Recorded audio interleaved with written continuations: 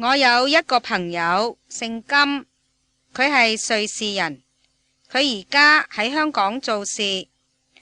今日我喺地鐵站見到佢嗰陣時，我話：金先生，好耐冇見，你而家去邊度啊？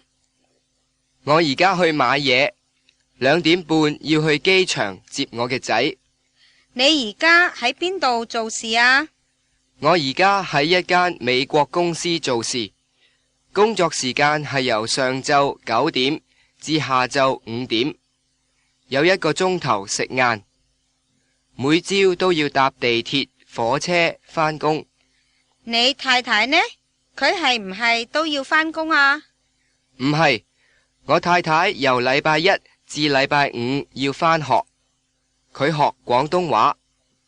學校上晝9點半上堂，晏晝12點4放學。下晝我太太有時去買嘢，有時去探朋友。每日佢都係咁嘅。平時我哋兩個都唔係有好多時間，我要返工，佢要讀書。今日係禮拜六，佢唔使返學，喺屋企。我而家想去超級市場買啲橙、西瓜、蘋果。我嘅仔好鍾意食呢啲嘢㗎。佢今日嚟香港，我要去機場接佢。